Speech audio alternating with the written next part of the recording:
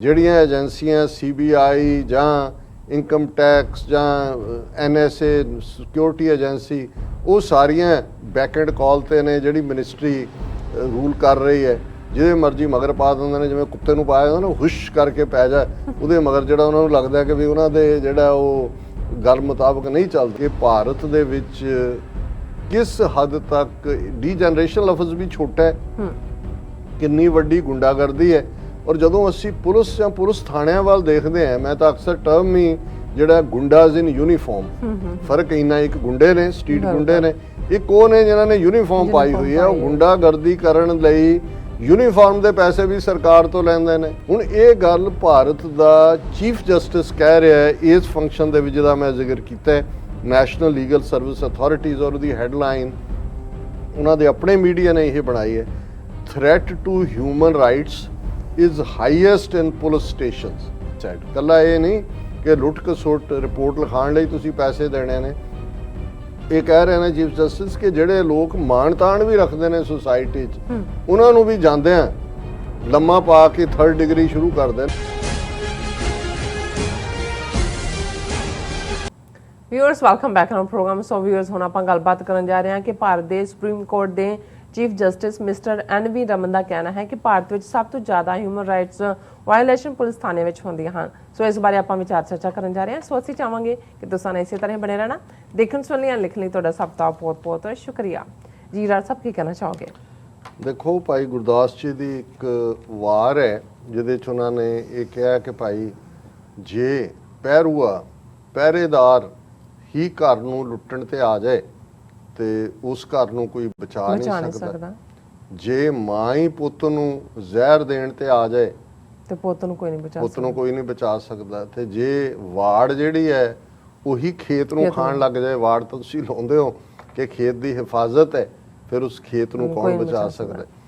ਹੁਣ ਜਦੋਂ ਅਸੀਂ ਸਿਵਲਾਈਜ਼ਡ ਸੁਸਾਇਟੀਜ਼ ਦੇ ਨਾਂ ਥੱਲੇ ਰੂਲ ਆਫ ਦਾ ਲਾਅ ਵਾਲੀਆਂ ਸੁਸਾਇਟੀਜ਼ ਬਣਾਈਆਂ, ਕਾਨੂੰਨ ਬਣਾਏ, ਕਾਨੂੰਨ ਕੋਡ ਬਣੇ, ਫਿਰ ਉਸ ਨੂੰ ਬਣਾਉਣ ਵਾਲੇ ਚੁਣਨੇ, ਡੈਮੋਕ੍ਰੇਸੀ ਆਈ, ਫਿਰ ਜਿਨ੍ਹਾਂ ਨੇ ਬਣਾ ਕੇ ਲਾਗੂ ਕਰਨੇ ਨੇ ਐਗਜ਼ੈਕਟਿਵ ਆਈ, ਫਿਰ ਜੇ ਕਿਸੇ ਵੀ ਸਿਟੀਜ਼ਨ ਦੇ ਬੇਸਿਕ ਜਿਹੜੇ ਨੇ ਉਸ ਨੂੰ ਪ੍ਰੋਬਲਮ ਹੁੰਦੀ ਹੈ, ਉਸ ਦੇ ਕੋਈ ਰਾਈਟ ਵਾਇਓਲੇਟ ਹੁੰਦੇ ਨੇ ਤੇ ਉਹ ਜਾਂ ਉਸ ਨਾਲ ਧੱਕਾ ਹੁੰਦਾ ਹੈ, ਉਹ ਪੁਲਿਸ ਸਟੇਸ਼ਨ ਬਣਾਏ, ਉਹਨਾਂ ਨੇ ਥਾਣਿਆਂ 'ਚ ਜਾਣਾ ਹੈ, ਰਿਪੋਰਟ ਕਰਨੀ ਹੈ, ਜਾਂ ਉਹਨਾਂ ਨੇ ਪੁਲਿਸ ਨੂੰ ਐਜ਼ ਏ ਸਿਕਿਉਰਿਟੀ ਉਹ ਸਮਝਦੇ ਨੇ, ਕਿਉਂਕਿ ਕਿਸੇ ਵੀ ਸਟੇਟ ਦੀ ਮੁੱਢਲੀ ਜ਼ਿੰਮੇਵਾਰੀ, ਬਾਕੀ ਸਭ ਚੀਜ਼ਾਂ ਬਾਅਦ 'ਚ ਹੁੰਦੀਆਂ ਨੇ, ਉਹ ਹੁੰਦਾ ਸੇਫਟੀ ਐਂਡ ਸਿਕਿਉਰਿਟੀ। ਔਰ ਜਦੋਂ ਵੀ ਅਸੀਂ ਕਿਸੇ ਸਿਵਲਾਈਜ਼ ਸੁਸਾਇਟੀ ਦੀ ਗੱਲ ਕਰਦੇ ਹਾਂ, ਪਹਿਲੇ 2 ਫੈਕਟਰ ਹੁੰਦੇ ਨੇ, ਸੇਫਟੀ ਐਂਡ ਸਿਕਿਉਰਿਟੀ, ਫਿਰ ਸਿਸਟਮ ਹੁੰਦਾ ਹੈ ਕਿ ਰੋਟੀ, ਕੱਪੜਾ, ਮਕਾਨ।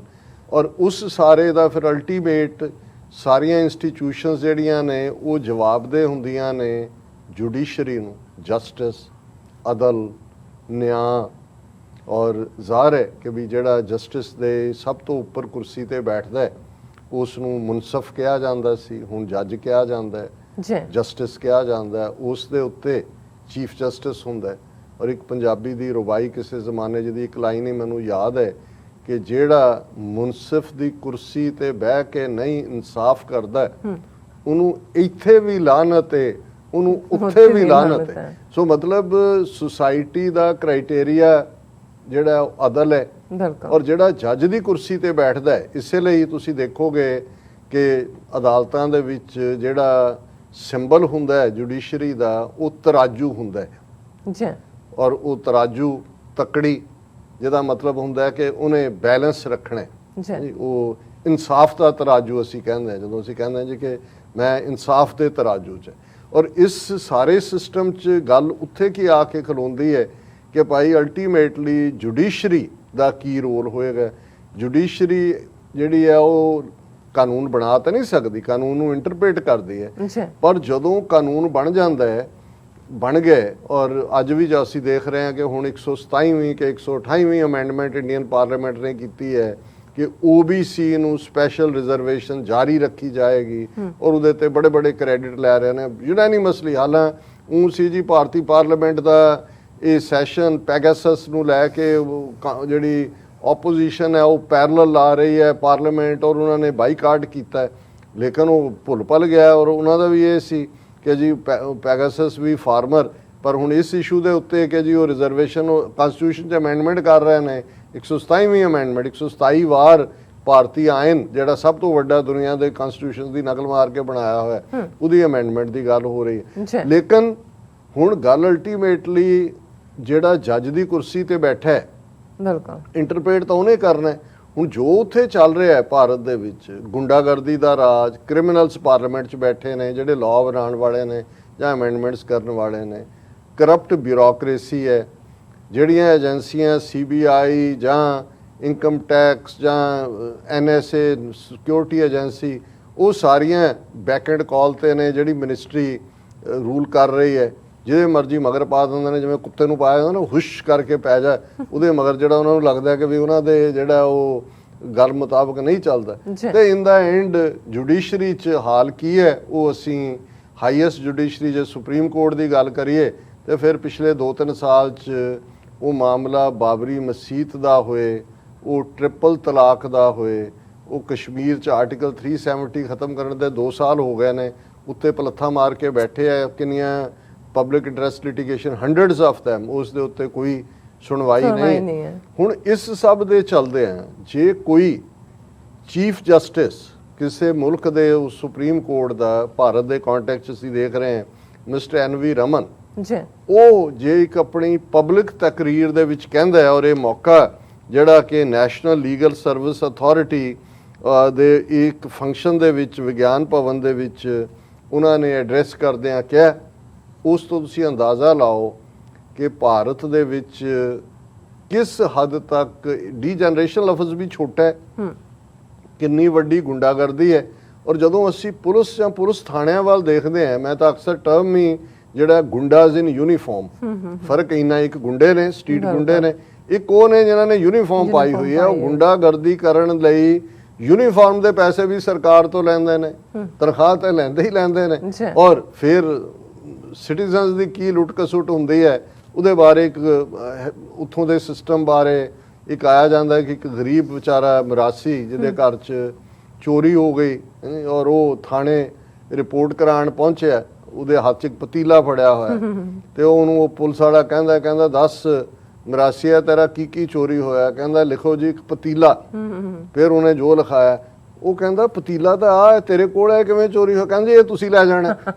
ਸੋ ਮਤਲਬ ਇਹ ਹੈ ਕਿ ਵੀ ਉਸ ਸਿਸਟਮ ਦੇ ਬਾਰੇ ਇਹ ਗੱਲ ਭਾਵੇਂ ਲਾਈਟਰ ਵੇਂਚ 'ਚ ਹੈ, ਬਟ ਇਹ ਬਿਹੇਵੀਅਰ ਤਾਂ ਸ਼ੋ ਕਰਦਾ ਕਿ ਵੀ ਹੁਣ ਇੱਥੇ ਤੁਸੀਂ ਟ੍ਰੈਫਿਕ 'ਚ ਜਿਹੜਾ ਤੁਸੀਂ ਜਾ ਰਹੇ ਹੋ, ਤੁਹਾਡੀ ਗੱਡੀ ਖਰਾਬ ਹੋ ਜਾਂਦੀ ਹੈ, ਤੁਸੀਂ ਸਾਈਡ ਤੇ ਪੁੱਲ ਕਰਨਾ ਨਹੀਂ ਕਰ ਸਕਦੇ, ਵਿਦਿਨ ਮਿੰਟਸ ਤੁਹਾਡੇ ਕੋਲ ਪੁਲਿਸ ਦੀ ਗੱਡੀ ਆ ਜਾਂਦੀ ਹੈ, ਤੁਸੀਂ ਸਿਕਿਉਰ ਮਹਿਸੂਸ ਕਰਦੇ ਹੋ। ਇੱਥੇ ਪੁਲਿਸ ਨੂੰ ਦੇਖ ਕੇ ਤੁਹਾਡੀ ਜਾਂਚ ਜਾਣ ਪੈਂਦੀ ਹੈ ਕਿ ਭਾਈ ਹੁਣ ਇਹ ਟੋ ਵੀ ਕਰਾ ਦੇਗਾ, ਇਹ ਛੱਡ ਵੀ ਦੇਗਾ।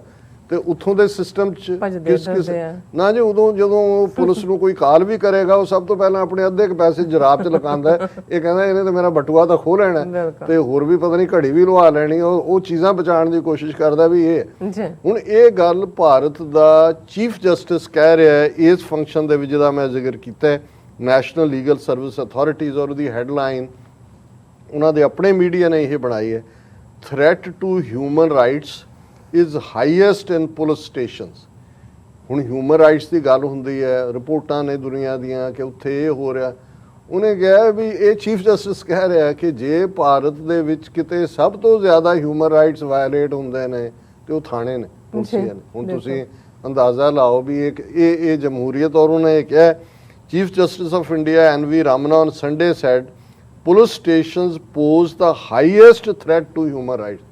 ਇਹੀ ਨਹੀਂ, ਉੱਥੋਂ ਉਹਨਾਂ ਨੇ ਕਿਹਾ ਸਭ ਤੋਂ ਵੱਡਾ ਖਤਰਾ ਹਿਊਮਨ ਰਾਈਟਸ ਦਾ ਪੁਲਿਸ ਸਟੇਸ਼ਨ ਵਾਲਿਆਂ ਤੋਂ ਹੈ, ਐਂਡ ਡਿਗਨਿਟੀ ਵਿਚ ਆਰ ਸੈਕਰੋਸੈਂਕਟ, ਕਿ ਵੀ ਜਿਹੜੀ ਅਣਖ ਹੈ, ਡਿਗਨਿਟੀ, ਇਨਸਾਨੀ ਵਕਾਰ ਹੈ ਔਰ ਮੁਲਕੀ ਹੱਕ ਨੇ ਜਿਹੜੇ ਬੜੇ ਪਵਿੱਤਰ ਨੇ, ਉਹਨਾਂ ਨੂੰ ਜੇ ਸਭ ਤੋਂ ਜ਼ਿਆਦਾ ਖਤਰਾ ਹੈ ਤੇ ਉਹ ਪੁਲਿਸ ਸਟੇਸ਼ਨਸ ਤੋਂ ਹੈ।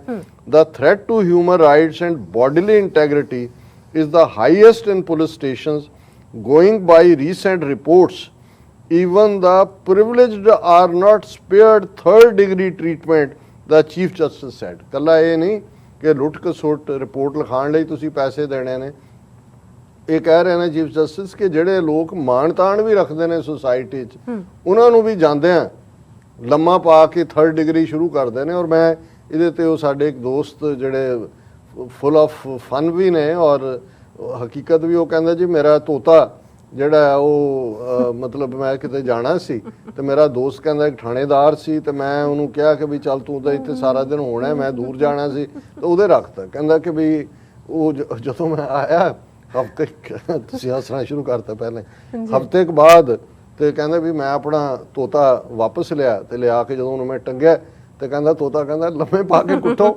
ਲੰਮੇ ਪਾ ਕੇ ਕੁੱਟੋ। ਉਹ ਹੁਣ ਉੱਥੇ ਥਾਣੇ ਰਹਿੰਦੇ ਆ, ਜਿਹੜਾ ਬੰਦਾ ਅੰਦਰ ਆਂਦਾ ਉਹਨੂੰ ਹਦਾਇਤ ਹੀ ਥਾਣੇਦਾਰ ਇਹ ਕਰਦਾ, ਤੋਤਾ ਉਹੀ ਕਰਕੇ ਉਹੀ ਰਿਪੀਟ ਕਰ ਰਿਹਾ। ਹੁਣ ਜਦੋਂ ਚੀਫ ਜਸਟਿਸ ਕਹਿ ਰਿਹਾ ਹੈ ਕਿ ਜਿਹੜਾ ਹੈ even the privileged are not spared 3rd degree treatment, ਇਹ 3rd ਡਿਗਰੀ ਟ੍ਰੀਟਮੈਂਟ ਹੈ ਲੰਮੇ ਪਾ ਕੇ ਕੁੱਟੋ। ਔਰ ਬਾਅਦ ਦੇ ਵਿੱਚ ਫਿਰ ਜਿਹੜਾ ਕੋਈ ਪਿੱਛੇ ਜਿਹਨੂੰ ਫੜ ਕੇ ਲੈ ਗਏ ਉਹਦਾ ਆ ਜਾਂਦਾ ਹੈ ਉਹ ਛਡਾਣ ਦਾ, ਉਹ ਫਿਰ ਸੌਦੇਬਾਜ਼ੀ ਹੁੰਦੀ ਹੈ। ਔਰ ਉਹਨਾਂ ਦੀ ਲੰਬੀ ਚੌੜੀ ਸਟੇਟਮੈਂਟ ਹੈ ਪਰ ਇਹਦਾ ਜਿਸਟ ਇਹੀ ਹੈ ਕਿ ਭਾਰਤ ਦੇ ਵਿੱਚ ਹਿਊਮਨ ਰਾਈਟਸ ਔਰ ਹਿਊਮਨ ਡਿਗਨਿਟੀ ਨੂੰ ਜੇ ਕੋਈ ਸਭ ਤੋਂ ਵੱਡਾ ਖਤਰਾ ਹੈ ਤੇ ਉਹ ਪੁਲਿਸ ਥਾਣਿਆਂ ਦੇ ਵਿੱਚ ਹੈ।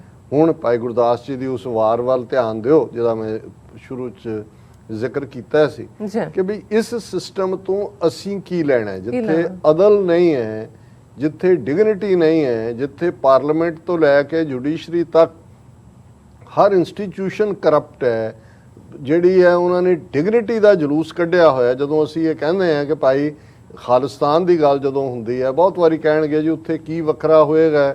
ਮੈਂ ਕਿਹਾ ਜੀ ਵੱਖਰਾ ਇਹ ਨਹੀਂ ਹੈ ਕਿ ਕੋਈ ਤੁਸੀਂ 12-14 ਜ਼ਿਲ੍ਹਿਆਂ ਦਾ ਇੱਕ ਮੁਲਕ ਲੱਭਦੇ ਹੋ ਕਿ ਜਿਹਦਾ ਹੈਡ ਆਫ ਸਟੇਟ ਪੱਗ ਵਾਲਾ ਹੋਏਗਾ। ਉਹ ਮੈਂ ਕਿਹਾ ਉਹ ਤਾਂ ਇੰਡੀਆ ਦੇ 1 ਬਿਲੀਅਨ 300 ਮਿਲੀਅਨ ਲੋਕਾਂ ਦਾ head of the state prime minister Manmohan Singh 10 ਸਾਲ ਰਿਹਾ। ਪੰਜਾਬ ਦੇ ਵਿੱਚ ਬਾਦਲ 5 ਵਾਰ ਚੀਫ ਮਿਨਿਸਟਰ ਰਿਹਾ। ਹੁਣ ਵੀ ਅਮਰਿੰਦਰ ਸਿੰਘ ਪੱਗ ਪਤਾ ਨਹੀਂ ਕਿਸੇ ਤੋਂ ਹੀ ਬਣਾਉਂਦੇ ਹੁੰਦੇ ਸੀ, ਇਹ ਪਟਿਆਲੇ ਵਾਲੇ ਇਹਨਾਂ ਦੇ ਬੰਨਣ ਵਾਲਾ ਵੱਡਾ ਪੱਗੜ ਸਿਰ ਤੇ ਬੰਨਿਆ ਹੁੰਦਾ ਉਹਨੇ, ਪਰ ਇਹਨਾਂ ਦੇ ਕਿਰਦਾਰ ਦੇਖੋ ਕੀ ਨੇ।